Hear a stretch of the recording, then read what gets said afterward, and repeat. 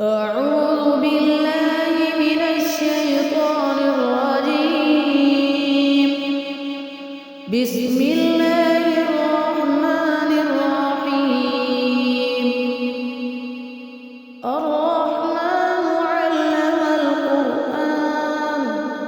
خلق الإنسان علمه البيان. الشمس والقمر بحسبان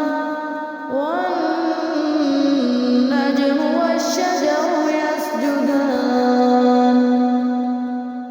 والسماء رفعها ووضع الميزان ألا تطغوا في الميزان وأقيموا الوزن بالقسط ولا تخسروا الميزان والأرض وضعها للأنام فيها فاكهة والنخل ذات الأكمام والحب ذو العصف والريحان فبأي آلاء ربكما تكذبان خلق الإنسان من صلصال كالفخار وخلق الجن من مارج من نار فبأي آلاء ربكما تكذبان رب المشرقين ورب المغربين فبأي آلاء ربكما تكذبان مرج البحرين يلتقيان بينهما برزخ لا يبغيان فبأي آلاء ربكما تكذبان يخرج منهما اللؤلؤ والمرجان فبأي آلاء ربكما تكذبان وله الجوار المنشآت في البحر كالأعلام فبأي آلاء ربكما تكذبان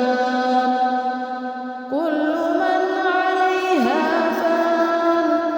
ويبقى وجه ربك ذو الجلال والإكرام فبأي آلاء ربكما تكذبان يسأله من في السماوات والأرض كل يوم هو في شأن فبأي آلاء ربكما تكذبان سنفرغ لكم أيها الثقلان فبأي آلاء ربكما تكذبان يا معشر الجن والإنس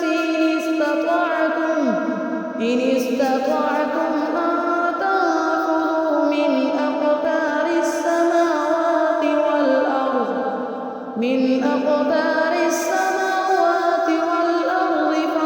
فانفذوا لا تنفذون إلا بسلطان فبأي آلاء ربكما تكذبان يرسل عليكما شواظ من نار ونحاس فلا تنتصران فبأي آلاء ربكما تكذبان فإذا انشقت السماء فكانت وردة كالدهان فبأي آلاء ربكما فيومئذ لا يسأل عن ذنبه إنس ولا جان فبأي آلاء ربكما تكذبان يعرف المجرمون بسيماهم فيؤخذ بالنواصي والأقدام فبأي آلاء ربكما تكذبان هذه جهنم التي يكذب بها المجرمون يطوفون بينهما وبين حميم آن فبأي آلاء ربكما تكذبان ولمن خاف مقام ربه جنتان فبأي آلاء ربكما تكذبان ذواتا أفنان فبأي آلاء ربكما تكذبان فيهما عينان تجريان فبأي آلاء ربكما تكذبان فيهما من كل فاكهة زوجان فبأي آلاء ربكما تكذبان متكئين على فرش بطائنها من استبرق وجنى الجنتين دان فبأي آلاء ربكما تكذبان